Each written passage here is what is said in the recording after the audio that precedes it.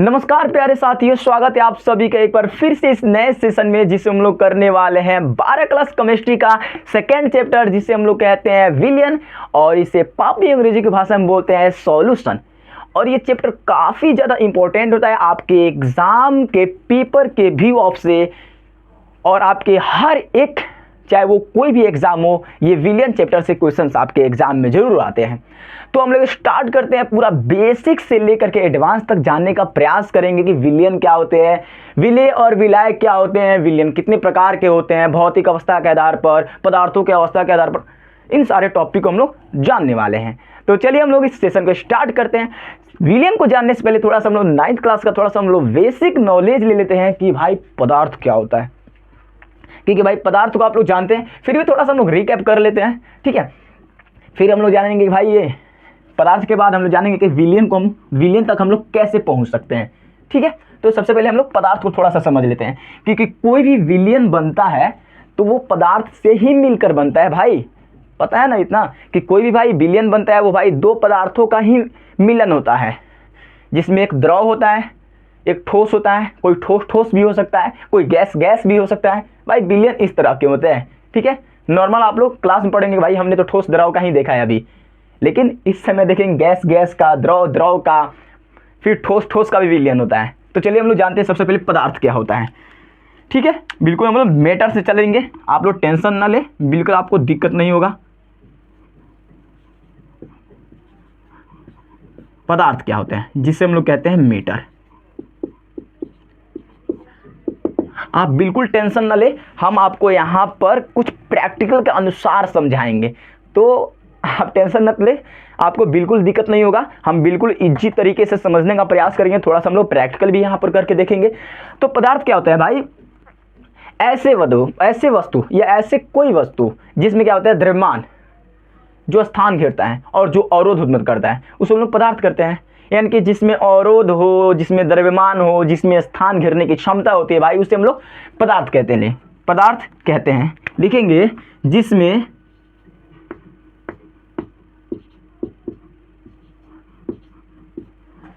क्या हो, द्रव्यमान हो, जिसमें द्रव्यमान हो, भाई जो स्थान घेरता है,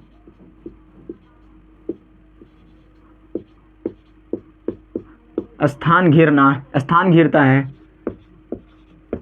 तथा जो अवरोध उत्पन्न करता है, जो अवरोध उत्पन्न करता है, अवरोध उत्पन्न करता है, पदार्थ कहलाता है। जिसमें द्रव्यमान हो, स्थान घेरता है तथा जो अवरोध उत्पन्न करता है, नॉर्मल, उसे हम लोग मैटर कहते हैं भाई। और मैटर में हम लोग जानते हैं कि यौगिक भी होता है और भाई एक मिश्रण भी होता है। तो हम लोग सिंपल मिश्रण के बारे में जानने वाले हैं, ठीक है, क्योंकि कोई भी विलियन जो बनता है भाई वो मिश्रण के तहत ही हमारा बनता है, इनके मिक्सचर के तहत ही बनता है।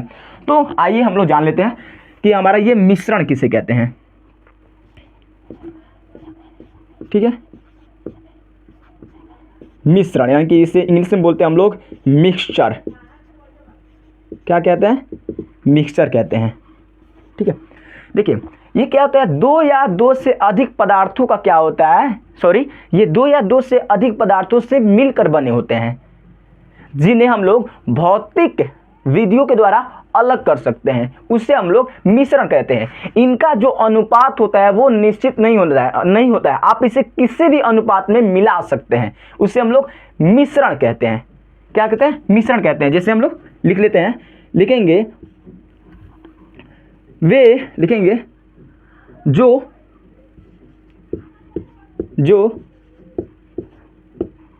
दो या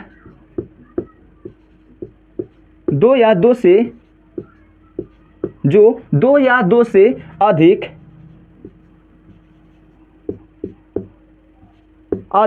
पदार्थों से मिलकर बने होते हैं। बिल्कुल धीरे धीरे चलेंगे और अच्छे से लिखने का प्रयास करेंगे। पदार्थों से मिलकर बने होते हैं, मिलकर बने होते हैं बने होते हैं तथा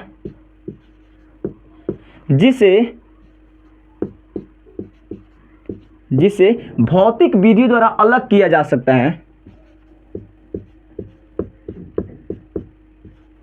जिसे भौतिक विधियों द्वारा अलग किया जा सकता है, अलग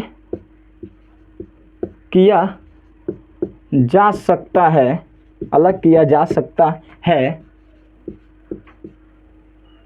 मिश्रण कहलाता है। मिश्रण कहलाता है। क्या कहलाता है भाई? ये मिश्रण कहलाता है, सिंपल। यानी कि जब दो या दो से अधिक पदार्थ मिलेंगे तो मिलने के बाद क्या कहते हैं, मिलने के बाद इन्हें हम लोग क्या करते हैं, भौतिक विधि द्वारा अलग कर सकते हैं। जैसे कोई समांगी मिश्रण है तो भाई उसमें आसवन विधि होता है हमारा, एक कोई फिन पलोन विधि भी होता है, उसे चुंबकीय पृथक्करण विधि भी होता है। कभी अब एक होता है हमारा चालन, एक होता है चलनी से चाल कर, ये भी एक विधि होता है जो हमारे बड़े बड़े कण को हम लोग अलग कर सकते हैं। फिर हमारा वाष्पीकरण भी एक विधि होता है जिसके द्वारा हम लोग पानी में से नमक में से पानी को हम लोग उड़ा सकते हैं। तो ये सारी विधियां के द्वारा हम लोग मिश्रण को हम लोग अलग अलग कर सकते हैं, सेपरेट कर सकते हैं भाई, सिंपल। ठीक है। और हमारे मिश्रण क्या होते हैं, दो प्रकार के होते हैं भाई। अगर आप ये जानते हैं तो वीडियो को आगे बढ़ाकर देख लीजिए। आप इतना ज़्यादा ज्ञान रखते हैं तो आप आगे बढ़ाकर देख सकते हैं, सिंपल। ठीक है। तो मिश्रण क्या होते हैं, दो प्रकार के होते हैं। पहला होता है एक समांगी मिश्रण और दूसरा होता है विषमांगी मिश्रण। हम ऐसे समझाते हैं कि हम लोग डायरेक्ट विलयन पर चले जाए, नहीं तो ज़्यादा मिश्रण में हम लोग क्लास को एंड शायद कर देंगे। तो सबसे पहले जानते हैं समांगी मिश्रण क्या होता है। भाई ये मिश्रण क्या होते हैं, दो प्रकार के होते हैं। पहला होता है समांगी मिश्रण, दूसरा होता है विषमांगी मिश्रण। देखिए, मिश्रण का वह प्रकार यानी कि वैसा मिश्रण जिसमें हर एक पदार्थ का संगठन क्या होता है, एक समान होता है, उसे हम लोग कहते हैं समांगी मिश्रण। यानी कि जिस मिश्रण में वो एक दूसरे को समाहित कर दे उसे हम लोग समांगी मिश्रण कहते हैं। और विषमांगी मिश्रण में वैसा मिश्रण जिसमें सभी पदार्थों का संगठन क्या होता है, एक समान नहीं होता है भाई, अलग होंगे। भाई पानी में हम क्या कर देंगे, इतने छोटे छोटे कण डाल देंगे तो क्या होगा, वो क्या हो जाएंगे, दिखाई देने लगेगा। लेकिन वही विषमांगी मिश्रण में विषमांगी मिश्रण में ये काम करेंगे। और विषमांगी मिश्रण में हम क्या समांगी मिश्रण में अगर हम लोग क्या करेंगे, पानी में नमक डाल देंगे तो क्या होगा, वो पूरी तरह उसमें घुल जाएगा। जैसे हम लोग एग्जाम्पल जान लेते हैं, अगर मेरे पास क्या है, ठीक है, पानी है, ठीक है, पानी है, अगर मैं इसमें क्या करता हूँ, नमक डाल देता हूँ, ठीक है, मैंने क्या किया, इसमें नमक डाल दिया, तो क्या करेगा, ये पूरी तरह इसमें क्या हो जाएगा, घुल जाएगा। आप थोड़ा सा ध्यान से देखिए, ये पूरी तरह क्या हो जाएगा, इसमें घुल जाएगा। ये थोड़ा देर के बाद मतलब ये क्या हो जाएगा, इसी में क्या हो जाएगा, ये घुल जाएगा। तो भाई ये तो हो गया समांगी मिश्रण, क्योंकि इसका जो भी संगठन हो गया ये एक समान हो गया, ये अलग नहीं दिखाई दे रहा है। देखिए छील की भी निकालोगे तो फिर भी नहीं दिखाई देगा। लेकिन अगर हम लोग बात करें विषमांगी मिश्रण की, तो मेरे पास एक पानी है, एक पानी तो नहीं होता है, पानी को हम लोग काउंट नहीं कर सकते हैं, ठीक है, इसे हम लोग सिर्फ मेजर कर सकते हैं। तो ये है हमारा, इसमें ये हो गया हमारा धूल, मिट्टी हो गया। अगर हम इसको मिलाएंगे तो क्या हो जाएगा, ये नीचे जाकर क्या हो जाएगा, तल्ली में बैठ जाएगा भैया, ठीक है। तो इसे हम लोग बोलते हैं विषमांगी मिश्रण। इसका हर एक संगठन क्या होता है, समान नहीं होता है, ध्यान से देखो, ठीक है। अब हम लोग समझ लेते हैं समांगी मिश्रण विषमांगी मिश्रण। नॉर्मल हम लोग समझ गए क्या होता है, कि अगर नमक पानी करेंगे तो भाई वो समांगी होगा, भाई कुछ मिट्टी उट्टी डालेंगे पानी में तो भाई विषमांगी होगा। सिंपल वे में हम लोग समझ गए। अब हम लोग जानते हैं कि भाई ये विलयन क्या होता है, ठीक है। तो विलयन का हम लोग डिफिनीशन जान लेते हैं। नॉर्मल हम लोग बहुत इतना ज़्यादा डिफिकल्ट नहीं है, अगर आप लोग अच्छे से देखेंगे तो विलयन समझ जाएंगे। तो ये कैसा लगा प्रैक्टिकल जरूर बताइएगा। तो हम लोग विलयन को समझ लेते हैं, इसे हम लोग मिटा लेते हैं। आई होप आपको वीडियो अच्छी लग रही होगी और आप लोग हर एक टॉपिक को अच्छे तरीके से समझ पा रहे होंगे। लिखते हैं हम लोग विलयन किसे कहते हैं भाई, ठीक है। बिल्कुल इजी वे में सीखेंगे, थोड़ा सा आपको घबराने की कोई आवश्यकता नहीं है, आपको हर एक टॉपिक को अच्छे तरीके से समझाई जाएगी यहाँ पर। फिर हम लोग जानते हैं ये विलयन क्या होता है, थोड़ा सा मार्कों को ले लेते हैं। लिखते हैं हम लोग विलयन। ये जो विलयन होता है ये काफ़ी इजी होता है, नॉर्मल इसका डिफिनीशन होता है, ज़्यादा वो हुआ नहीं है कि कैसे समझेंगे। सॉल्यूशन, जैसे हमने बताया कि समांगी मिश्रण, तो ये जो विलयन बनता है ये विलेय और विलायक से मिलकर बनता है, विलेय और विलायक से मिलकर बनता है, और जो मिलकर बनता है इधर बन गया जो अलग पदार्थ, वो हमारा क्या होता है, विलयन होता है। तो नॉर्मल क्या होता है, ये विलेय जिसे हम लोग इंग्लिश में कहते हैं सॉल्यूट कहेंगे, और ये किससे मिलेगा, ये मिलेगा विलायक से, भाई ये विलायक से मिलेगा, जिसे हम लोग कहते हैं सॉल्वेंट। ठीक है, सॉल्वेंट, टी पर लिखो यार, टी। ये मिलकर क्या बनाएगा भाई, विलयन बनाएगा, अलग पदार्थ बनाएगा। हम इसे ब्लू से कर लेते हैं ताकि अलग दिखे। ठीक है, विलयन बनाएगा, जिसे हम लोग इंग्लिश में कहते हैं सॉल्यूशन। ठीक है, विलेय और विलायक मिलकर बनाएगा हमारा विलयन। और ये विलेय और विलायक क्या होंगे, ये दो या दो से अधिक समांगी मिश्रण होंगे। क्या होंगे, समांगी मिश्रण। जैसे हमने जाना समांगी मिश्रण, जिसका हर एक संगठन क्या होता है भाई, समान होता है, उसमें पूरी तरह मिल जाएगा। जैसे चीनी को पानी में डालेंगे या हम लोग नमक को पानी में डालेंगे, पूरी तरह मिल जाएगा ना, बिल्कुल मिल जाएगा। तो जैसे चीनी, विलेय चीनी, और यहाँ पर विलायक में हम लोग पानी। ठीक है, और ये मिलेगा हमारा, तो एक सॉल्यूशन बनेगा। चीनी और पानी का सॉल्यूशन, जिसे ग्लूकोज बनाते हैं, जिसे ग्लूकोज टाइप का होना जाता है भाई, पीते हैं। जैसे हम लोग मेहनत करते हैं तो काफ़ी पसीना गिर जाता है, तो हर कोई बोलता है भाई ये चीनी पानी है, थोड़ा सा उसमें नींबू निचोड़ कर पी जाओ वही होता है। तो वही एक क्या बचता है, विलयन बनता है। तो इसका डिफिनीशन होता है दो या दो से अधिक पदार्थों का समांगी मिश्रण क्या होता है, विलयन कहलाता है। जैसे मेरे पास क्या है, पानी है, ठीक है, और इसमें मैं क्या करता हूँ, नमक को मैं डाल देता हूँ। ठीक है, मैंने क्या किया, नमक को इसमें पूरा तरह डाल दिया। अब ये डालने के बाद क्या हो जाएगा, ये पूरी तरह इसमें घुल गया। और ये दो या दो से अधिक, मतलब दो भी पदार्थ हो सकता है या उससे अधिक भी पदार्थ हो सकता है। ये जब तक घुलता है तब तक हम रख देते हैं। नमक पानी यहाँ पर पिएंगे नहीं, ठीक है, उतना भी हम मेहनत नहीं कर रहे हैं, लेकिन पसीना का दिन नहीं है क्योंकि ठंडा चल रहा है तो पूरी तरह मिल जाएगा। पानी भी एक अलग पदार्थ था, और ये हमारा नमक भी अलग पदार्थ था। दो पदार्थों का ये समांगी मिश्रण हुआ, उसे हम लोग क्या कहेंगे, विलयन कहेंगे भाई, विलयन सॉल्यूशन कहेंगे। लेकिन एक बात और ध्यान रखना है, ये पहले हम लोग डिफिनीशन लिख लेते हैं, फिर हम जानते हैं कि वो कौन सा बात ध्यान रखना है। लिखेंगे दो या दो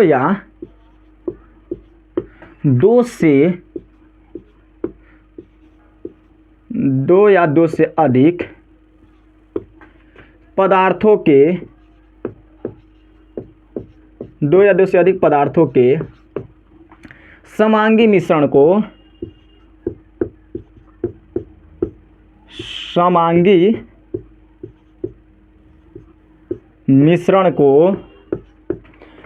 भाई सॉल्यूशन कहते हैं। क्या कहते हैं, सॉल्यूशन कहते हैं। जी ओ भैया, हमको आ गया। दो या दो से अधिक पदार्थों के समांगी मिश्रण को हम लोग क्या कहते हैं भाई, विलयन कहते हैं ठीक है।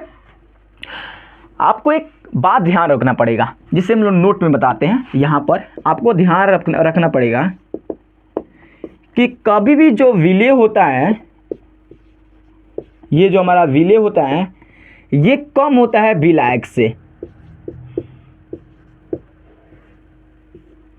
ठीक है, ये विलेय हमेशा क्या होता है, कम होता है विलायक से। जिसकी क्वांटिटी ज़्यादा होगी, यानी कि जिसकी मात्रा ज़्यादा होगी, उससे हम लोग बोलेंगे भाई सॉल्वेंट, यानी कि विलायक बोलेंगे।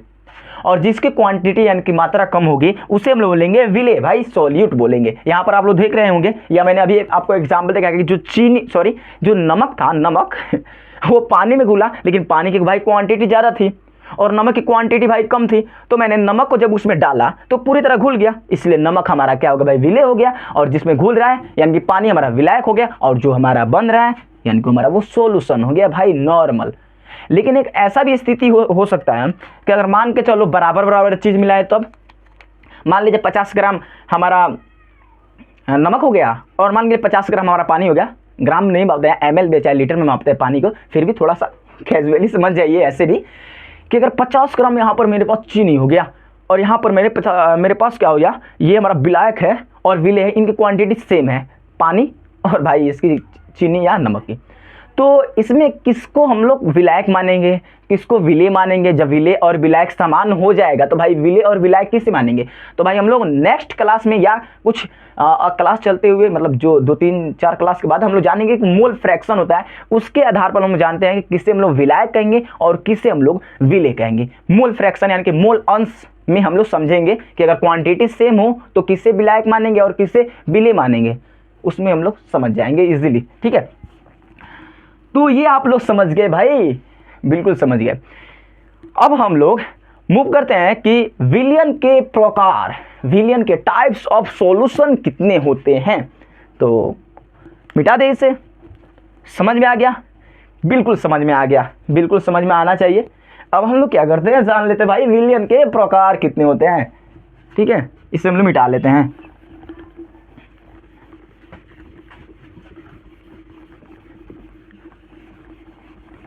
तो ये हमारा बहुत अच्छे तरीके से मिट जाएगा यहाँ पर, और हम लोग समझेंगे ये हमारा क्या होता है, विलियन। अगर आप लोग ठोस के बारे में थोड़ा बहुत देखना चाहते हैं, थोड़ा बहुत नॉलेज लेना चाहते हैं, तो आप लोग मेरे जो होता है ना, फोटो पर क्लिक कीजिएगा और अंदर जाएंगे तो मिल जाएगा, ठोस के बारे में मिल जाएगा। तो वहाँ पर थोड़ा बहुत देख सकते हैं आप लोग, क्योंकि उसमें हमने पूरा क्लास नहीं कराया, लेकिन उसको भी मैं क्लियर कर दूंगा एक ना एक दिन। ठीक है, क्योंकि मुझे ही पढ़ना होता है, तो पढ़ने के साथ साथ ये भी कर रहे हैं, थोड़ा सा प्रैक्टिस भी हो जाता है। आप लोग बताइए कि कैसा प्रैक्टिस है, मतलब कैसा, मतलब समझा पा रहे हैं कि नहीं समझा पा रहे हैं भाई। ठीक है, तो लिखेंगे विलियन के प्रकार, लिखेंगे टाइप्स ऑफ सॉल्यूशंस।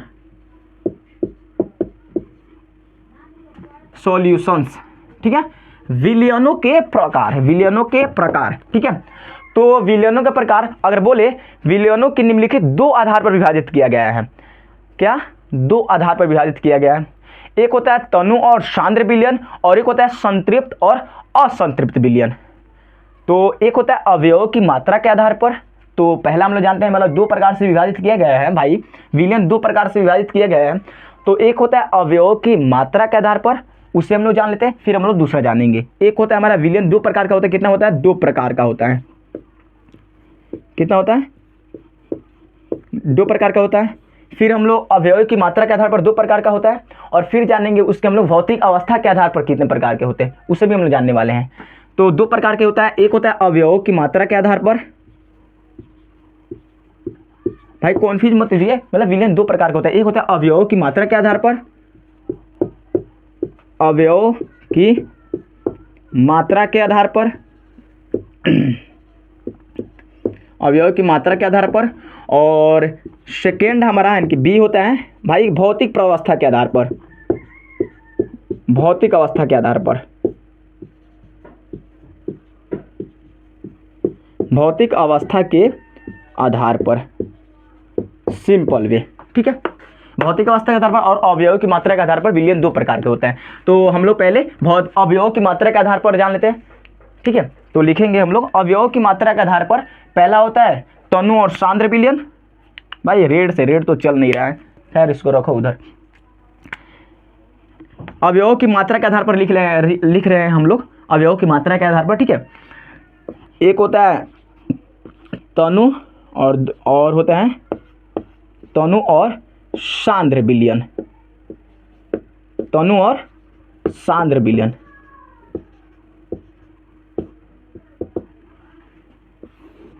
एक होता है तनु और सांद्र विलियन। वह विलियन, तनु और सांद्र विलियन, तो पहले तनु को जान लेते हैं, फिर सांद्र को जानेंगे। ठीक है, फिर हम लोग जानेंगे संतृप्त विलियन को, फिर जानेंगे असंतृप्त विलियन को। ये हम लोग जान रहे हैं नॉर्मली अवयव की मात्रा के आधार पर जान रहे हैं, बाद में हम लोग जानेंगे भौतिक प्रावस्था के आधार पर क्या होता है, उसे हम लोग जानेंगे। पहले अवयव की मात्रा के आधार पर जान लेते हैं। तो एक होता है तनु और सांद्र विलियन। तो तनु विलियन किसे कहते हैं? तो वह विलियन जिसके हर एक इकाई आयतन में विलेय की मात्रा क्या होती है भाई? कम होती है।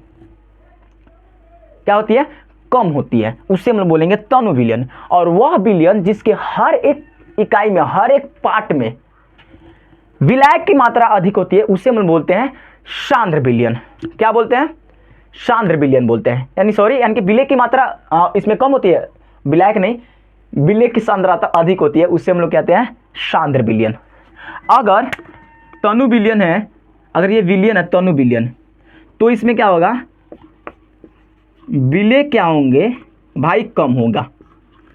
ठीक है, हर एक इकाई आयतन में, हर एक इकाई आयतन में, इकाई आयतन में, सिंपल। और वही सांद्र विलयन है तो जो विलेय की मात्रा क्या होगी? अधिक होगी। विलेय की मात्रा क्या होगी? अधिक होगी हर एक इकाई आयतन में, हर इकाई आयतन में।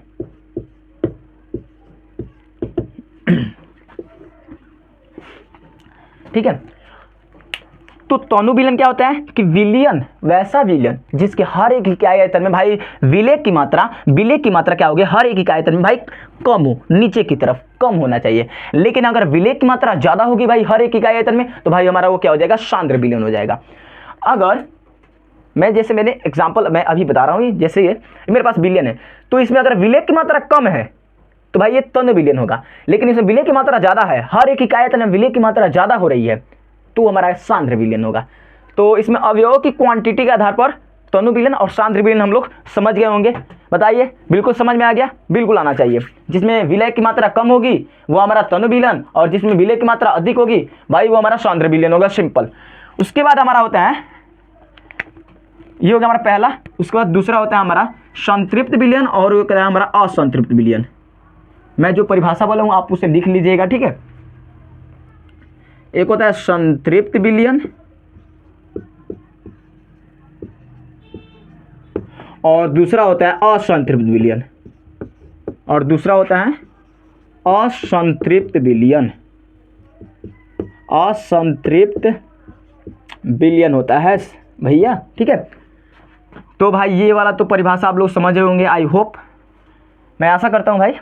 और दूसरा है हमारा संतृप्त विलयन और असंतृप्त विलयन। भाई ये संतृप्त विलयन और असंतृप्त विलयन क्या होता है, इससे हम लोग समझ लेते हैं, जिसे हम लोग इंग्लिश में कहते हैं सैचुरेटेड सॉल्यूशन और अनसैचुरेटेड सॉल्यूशन, इनके संतृप्त विलयन और असंतृप्त विलयन। हम बार बार जोर इसीलिए दे रहे हैं ताकि ऐसा होता है कि कोई स्टूडेंट होता है जिनको नहीं समझ में आता है एक बार में, इसलिए हम लोग क्या करते हैं बार बार इसे रिपीट करते हैं ताकि आपको समझ में आता रहे। तो पहले जानते हैं संतृप्त विलयन किसे कहते हैं और असंतृप्त विलयन किसे कहते हैं। आपके दिमाग में एक और ख्याल आ रहा है, भाई हम कीवे पढ़ रहे हैं, इसीलिए पढ़ रहे हो ताकि आपके एग्जाम में अगर क्वेश्चन आते हैं कि भाई अवयव की मात्रा के आधार पर विलयन कितने प्रकार के होते हैं, डिफिनीशन लिखिए, तो भाई ये तो लिखना पड़ेगा। तो संतृप्त विलयन क्या होता है कि अस्थिर ताप पर, ठीक है, इसका टेम्परेचर क्या करते हैं, अस्थिर कर देते हैं, रुका देते हैं, ठीक है, ठीक है, रुका दिए।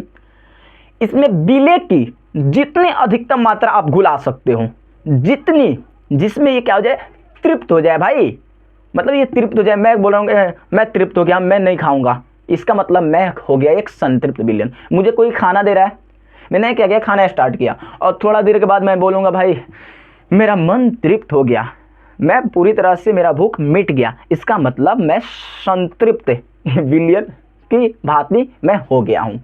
उसी प्रकार अस्थिर ताप पर टेम्परेचर स्थिर रखेंगे और इसमें आप विलेय की अधिकतम मात्रा जितना घुला सकते हैं उसे हम लोग बोलते हैं संतृप्त विलयन। तो इसका परिभाषा आप लोग ऐसे लिखेंगे, अस्थिर ताप पर वैसा विलयन जिसमें विलेय की अधिकतम मात्रा घोली जा सके उसे हम लोग बोलेंगे भाई संतृप्त विलयन, नॉर्मल।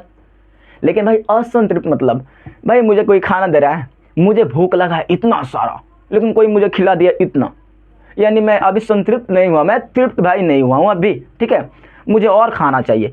तो अस्थिर ताप पर वैसा विलयन जिसमें विलेय की मात्रा संतृप्त की अपेक्षा कम घोली जाए, यानी कि इसमें घुलने की क्षमता है 100 ग्राम, आप घुला रहे हैं इसमें 50 ग्राम, तो वो हमारा क्या होता है, असंतृप्त विलयन होता है। तो डेफिनेशन एक बार और मैं बोलता हूँ कि अस्थिर ताप पर वैसा विलयन जिसमें विलेय की अधिकतम मात्रा, विलेय की मात्रा संतृप्त विलयन की अपेक्षा कम घोली जाए, उसे बोलते हैं हम लोग असंतृप्त विलयन, अनसैचुरेटेड सॉल्यूशन भाई। तो आई होप ये भी टॉपिक आपको समझ में आ गया होगा, तो मेरे शब्दों से आपको समझ में आ रहा होगा, ठीक है।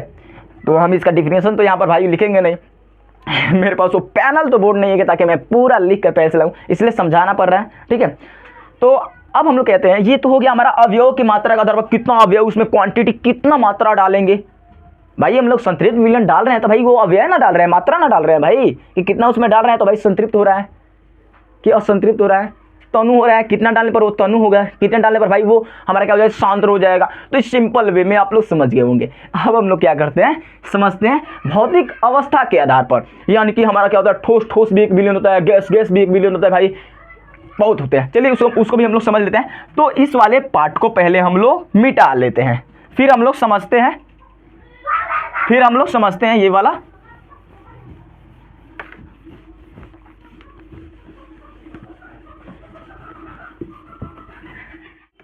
तो अब हम लोग हेडिंग लगाते हैं भौतिक अवस्था के आधार पर, ठीक है। अब लिखते हैं हम लोग भौतिक अवस्था के आधार पर। क्या होता है, भौतिक अवस्था के आधार पर ना होता है ना, हाँ भौतिक प्रावस्था के आधार पर, ठीक है। भौतिक प्रावस्था के आधार पर, भौतिक प्रावस्था के आधार पर विलयन होता है वो 9 प्रकार का होता है भाई, ये 9 प्रकार का होता है। अब 9 प्रकार का कैसे होता है उसे हम लोग जान लेते हैं। पहला हो सकता है ऐसा, कैसा, ऐसा, ठीक है। अगर मेरे पास क्या है, एक बोलते हैं हम लोग, पहला होता है 3 प्रकार का होता है, लेकिन तीनों प्रकार का अलग अलग 3 प्रकार का होता है, ठीक है ना। ये भौतिक प्रावस्था का भाई 3 प्रकार का होता है, लेकिन तीनों प्रकार का अलग अलग 3 और होता है, उसे हम लोग जान लेते हैं। एक होता है ठोस विलयन,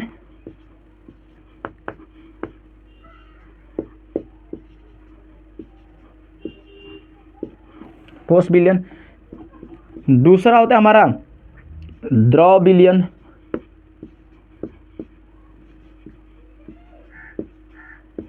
तीसरा हमारा होता है भाई गैसीय विलयन,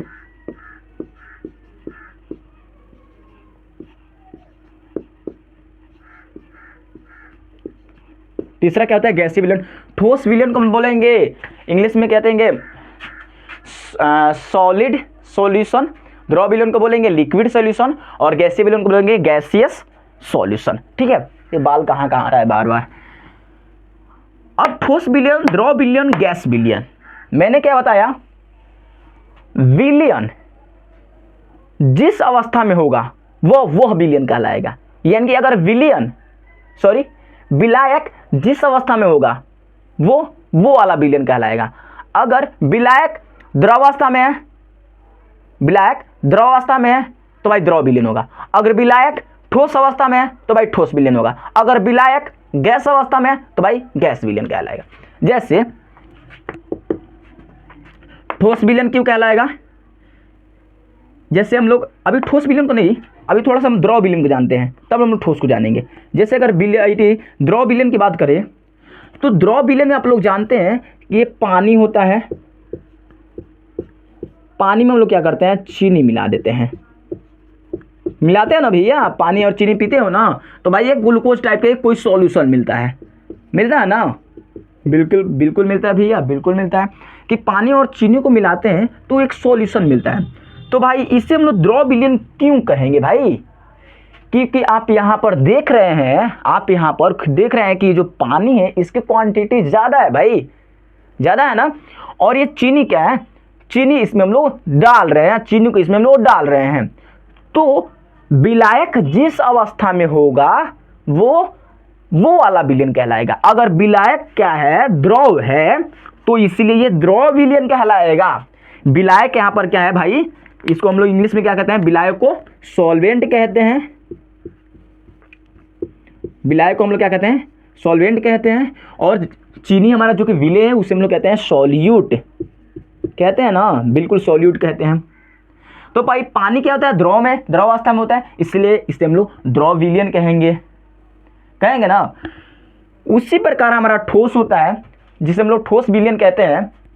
अगर एग्जाम्पल बात करें तो बहुत सारे हमारे मिश्र धातु होते हैं, ना, जैसे पीतल होता है हमारा, जो हमारा तांबा और जस्ता का क्या होता है, एक मिक्सचर होता है, मिश्रण होता है, जिसे हम लोग ट्रिक से याद करते हैं पिताजी। तो यहाँ पर जो एक पीतल होता है जो तांबा और जिंक, जस्ता नहीं जिंक का होता है, तांबा प्लस जिंक से मिलकर क्या बनता है, तांबा, पिताजी, तांबा और जिंक के मिलकर क्या बनता है भाई, पीतल बनता है ना। तो भाई इसमें से ये हो सकता है ये सॉल्यूशन हो भाई, सॉल्वेंट हो, और ये क्या हो हमारा सॉल्यूट हो, क्या हो सॉल्यूट हो, ये भी तो हो सकता है। ये तांबा हमारा सॉल्वेंट यानी कि विलायक हो, और जिंक क्या होता है सॉल्यूट हो, विलेय हो। तो भाई सॉल्वेंट यानी कि विलायक जिस अवस्था में वो वाला विलयन कहलाता है। तांबा यानी कि सॉल्वेंट है, तांबा क्या एक ठोस होता है, इसलिए हमारा ये विलयन क्या हो जाएगा, ठोस विलयन हो जाएगा, नॉर्मल। उसी प्रकार अगर हम बात करें गैसियस विलयन, गैसियस विलयन, तो गैस विलयन क्या आप एग्जांपल दे सकते भाई, हवा। अगर मान के चलो ये ऑक्सीजन में क्या कार्बन डाइऑक्सीजन की मात्रा ज़्यादा होती है, उसे मान के चलो ये हवा में नाइट्रोजन मिल गया और ऑक्सीजन कार्बन डाइऑक्साइड मिल गया, नाइट्रोजन मिल गया और कार्बन डाइऑक्साइड। ऑक्सीजन है, एक हवा होता है ना, हवा में क्या क्या मिल गया भाई, O2 मिल गया, N2 मिल गया, ऑक्सीजन लिख लेते हैं यहाँ पर ऑक्सीजन, ठीक है। ऑक्सीजन में हमारा CO2 मिल गया, CO2 की मात्रा क्वांटिटी कम होती है 0.03%। और नाइट्रोजन क्या होता है भाई, नाइट्रोजन तो भाई 78% होता है, तो नाइट्रोजन को हम लोग यहाँ पर वैरी देते हैं, ठीक है, नाइट्रोजन, और यहाँ पर लिख देते हैं हम लोग ऑक्सीजन, ठीक है। तो ये नाइट्रोजन में क्या कार्बन डाइऑक्साइड और ऑक्सीजन मिल रहा है, तो भाई ये तो हमारा एयर क्या होता है, जो हमारा नाइट्रोजन भाई गैस है ना, गैस है, और गैस है तो, और ये हमारा सॉल्वेंट भी है, सॉल्वेंट है ना, विलायक है। इन दोनों में क्या मिल रहा है, ये सॉल्यूट मिल रहे हैं, ये भी गैस है, ये भी क्या है, गैस है। तो इसकी मात्रा क्या है, ज़्यादा है, इसीलिए इसे हम लोग गैसियस विलयन कहेंगे। आई होप आप लोग समझ रहे हैं कि जिसकी मात्रा ज़्यादा होगी और जिसमें कोई वस्तु मिलेगा, अगर विलायक वो होगा, अगर द्रव विलायक होगा तो द्रव विलयन, अगर ठोस विलायक होगा तो ठोस विलयन, और गैस विलायक होगा तो भाई गैस विलयन। तो इसे बोलते हैं ठोस विलयन, द्रव विलयन और गैस विलयन।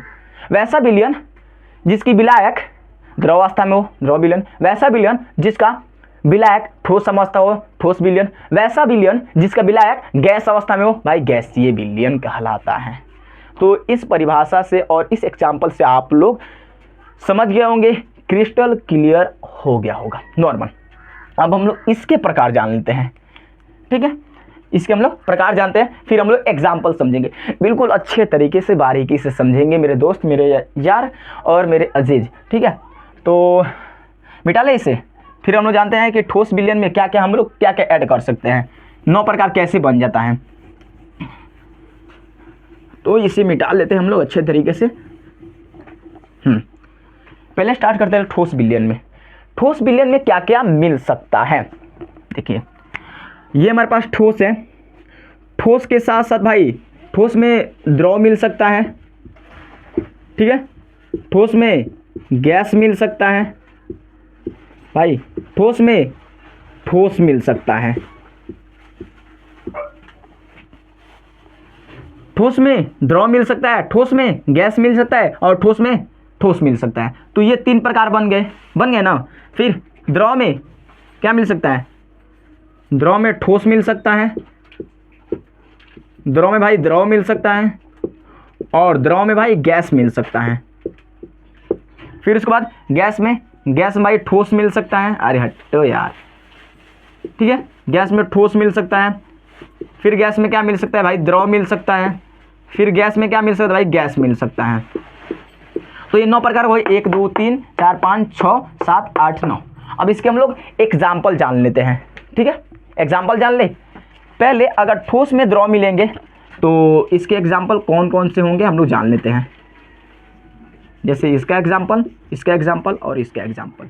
जैसे ठोस विलयन का हम लोग एग्जाम्पल लिख लेते हैं।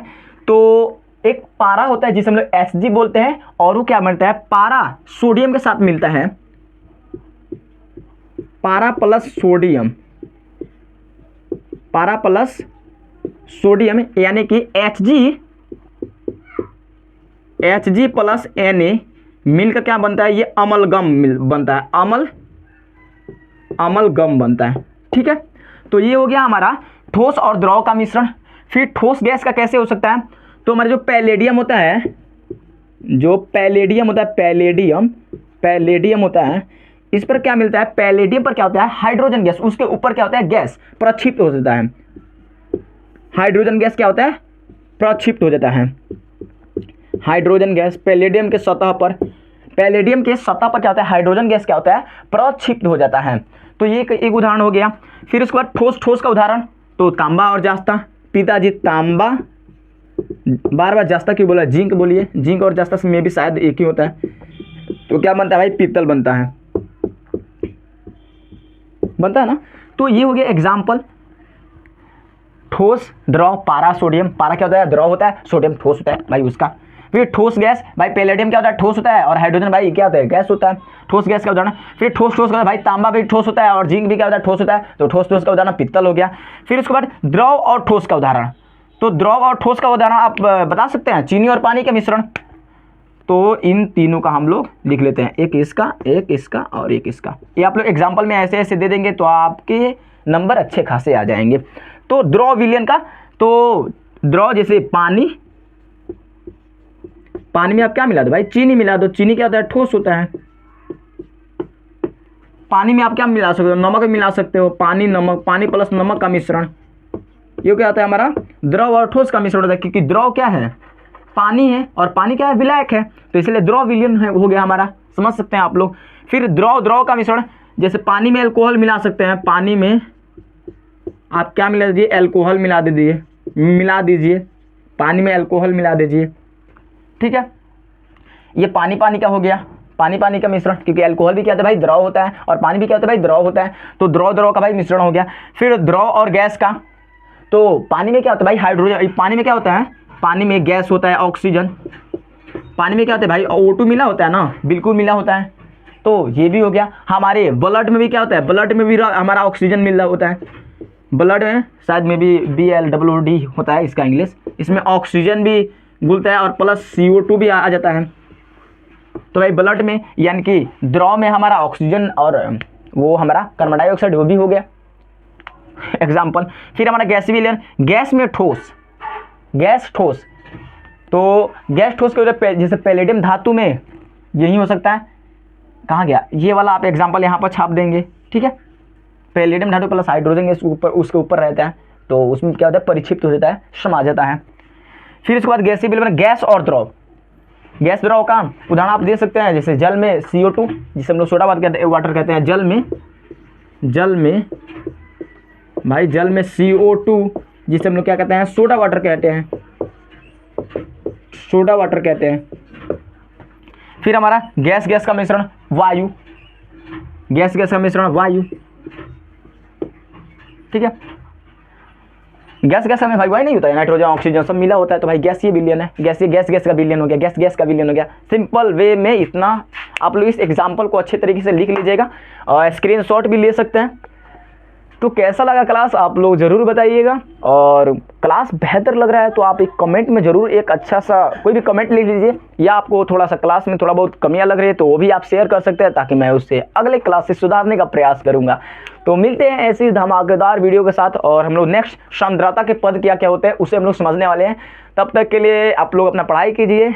जय हिंद, वंदे मातरम।